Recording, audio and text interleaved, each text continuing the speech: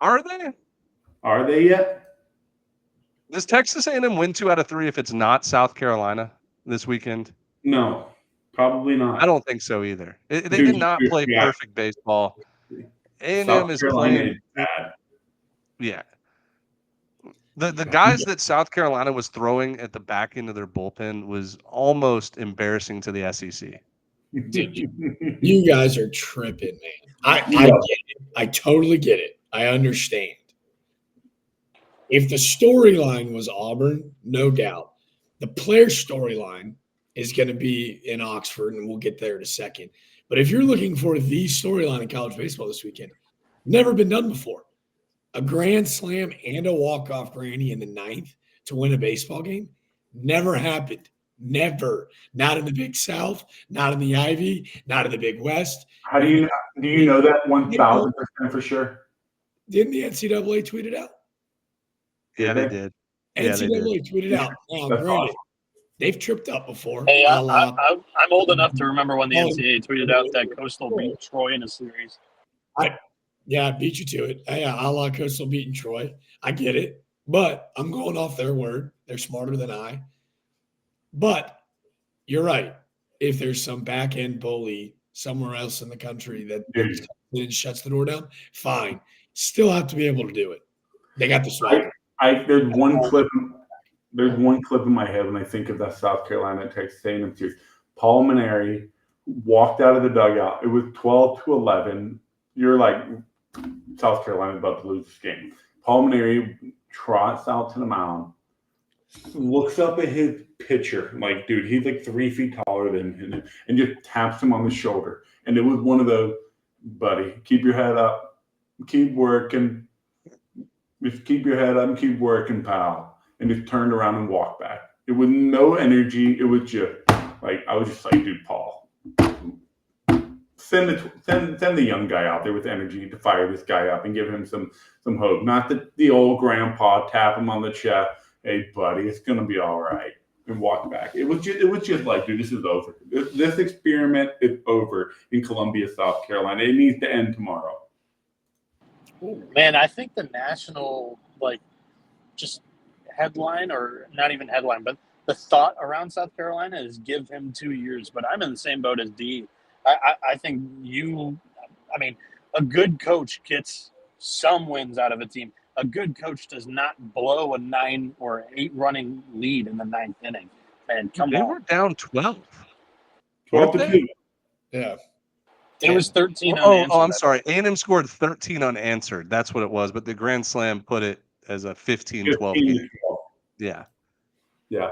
But like, dude, when you think of South Carolina and Paul Mainieri getting whatever he can get out of this team, Sully gets everything out of his Florida squad. You can think of so many teams around the SEC that they get the most out of their players. Ming Jones, you think that guy has got a roster that competes with LSU and Texas and stuff? Not even close. That roster didn't even come close. And that guy gets the most out of his players. He knows how to coach them. He knows the game plan to get the most out of them. I'm just not seeing it from South Carolina. They look pitiful. They look just hopeless. My thought is he does not deserve a second. And I'm talking about in this case, he does not deserve a second year because, like, what's the point? It's not like he's waiting for a recruiting class, right? Like, go get your young guy in there, whoever you want to hire. It's you don't need to wait for Paul Mainieri to get a second year because he's not going to go get a recruiting class that's crazy. And it's a new athletic director. I think it's going to happen. A lot of people aren't saying it, listening to other shows and other narratives. I think it's going to happen. It's a new AD. I'll say this. I'll play devil's advocate to this conversation. And it's where, like, I was team Michael early, and I still am. And even if they lose every game the rest of the year, I still am, because there's this idea that first year it's difficult, right? Like, you're trying to feel everything out. You're trying to lay this groundwork. I'm ride or die for that guy because he's building something. Now, we live in an instantaneous society. This is a microwave, right? We want it right now. I'm never going to call for someone's job in this sport because it's different. You have to be the CEO of your company. Ben, you say it all the time. To coach in college baseball, you want to be the head coach? Right now, you have to write the lineups. You have to run practices. You have to recruit. You have to now deal with the portal. Now you have to learn how to fundraise NIL money. So I'm not calling for Paul Mainieri's head. I'm sure as hell not saying that he doesn't deserve a second year, because I think with his tenure and his legacy, it's the reason he got this job. He can have as many as he wants. My question would be, are you cool wearing all those hats? Because if you're not, then South Carolina needs to make a change. If he goes, yeah, now I see what this looks like, and the SEC is so unforgiving this year that even a 10-run lead on a Sunday, you're like, man, that's not safe anymore. This league is so stupid that you have to be able to wear all those hats, and you have to be able to do it right now. That would be my only question. And I think he's going to have that answer of, hey, cool, like I kind of know what I'm getting in store, like what I need to do better than next year. Because to your point right now, like it's just the SEC, there's zero margin of error. But I don't think when we say, for example, we're saying Paul Mainieri of South Carolina, we're not calling for his job. We're basically, I mean, maybe we are essentially calling for a job. But yeah, you said tomorrow. We're basically saying that's what we're doing. I'm not sitting here calling out Paul Mainieri like he sucks, he's not good. It's more so this is just the wrong time and wrong place for Paul Mainieri to be coaching in South Carolina. It's just more of like because we all know what Paul Mainieri's done. His legacy speaks for himself. But who gives a shit what he did 10 years ago? In today's world, I agree with you, Dimitri. College baseball right now is not the place to have a coach like as a gap year or a gap 2 years to find your right coach. It's so counterproductive.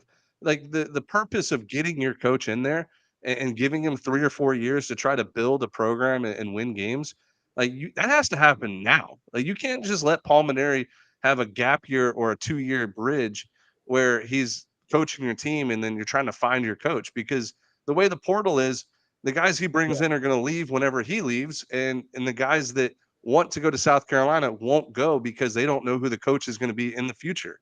So it's like, what are we doing? Like, go find your guy. Go hire him. Skyler need 100%. like June 30th. Go hire him, and he'll bring in his guys, and like there'll be success. Earlier than June 30th. Well, that's what I was going to say, and I don't want to sit on this and hone on it all day. That's why I'd say, like, if he now knows what he's getting in store, like I understand what the gauntlet looks like. Let's go run it. Because if you remember, he got the job during the College World Series final last year, right? Mm-hmm. And I tell this story a ton because it became so real to me. When Tennessee wins, I go, hey, when's the parade going to be? Josh Leonard goes, it's tomorrow. I'm 3 weeks late. I go, what the hell are you talking about? He's like, yo, I go to the Cape on Friday. Parade's on Wednesday. I'm late. Paul Mainieri got the job, didn't know who his assistants were.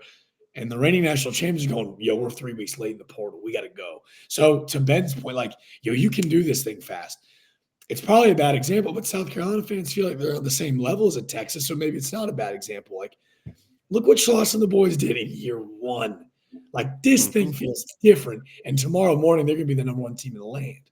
So to your point, like, does he have the right support system to be able to go recruit this thing the way that we are now, like, watching it all unfold?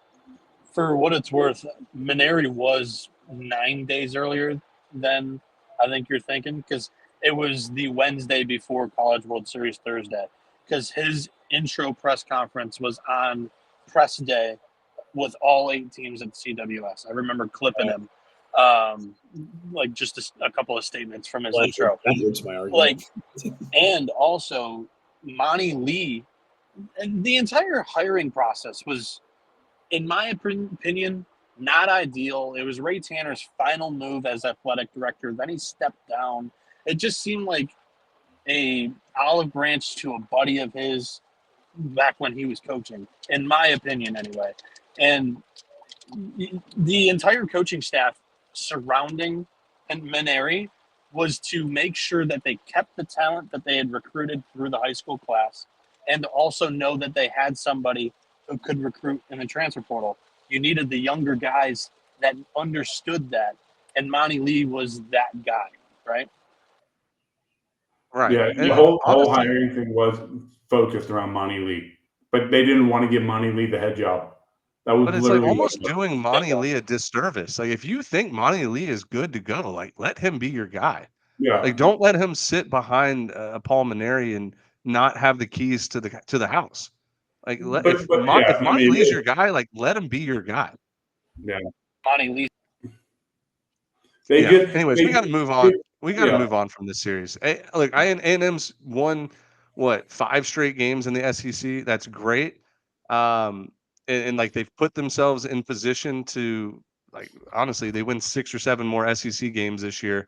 They're going to make a regional. The problem is with A&M, if you look at their schedule coming up, it is absolutely insane what they have left in the SEC. At Arkansas, at Texas, home against LSU, and then you play 3 against Missouri, and then you go at Georgia to end the season. Can you find 7 wins there? 6. What? That's number 1, 2, 3, and 16 in the country. Can you find 6 or 7 wins in the SEC there? Yeah. 3 against Missouri. Has to happen. And then you don't get swept. You win 1 game in each of those 4 series. Like, that's your path. But, man, it's tight. Yeah. That's 13 wins. If they sweep Missouri, get 1 against Georgia, LSU, Texas, and Arkansas, that's 7 wins. Yeah. Yeah, that's your 7. I'll tell you, they look like a team that looks like a top 5 team in the country to me in the last 2 weeks. And let's talk about No, they didn't. They did. They beat the number 1 team in the country last week. I was using it as a transition. Damn it! If you want to, they had a great day. They had a great day against Tennessee and beat a lousy ass South Carolina team. I guarantee they make the NCAA tournament. You can't guarantee it. You can't flirt. Nobody said that. You can't flirt with 2 losses against South Carolina, man. You can't. Nobody said they're missing. They're not a top 5. You can't say they're a top 5 team in the country after the last 5 games. I didn't say they were. I said they looked like it. I said they looked like it. I said they looked like one. 1-5. What was your transition? What was your transition? I mean, they beat last week. Number 1 team in the country. It's good to see that their offense is back. It is, but I don't know if it's. I really don't give that much. I am wearing A&M colors, so I'm going to look like a homer if someone clips this. I don't give a shit anymore.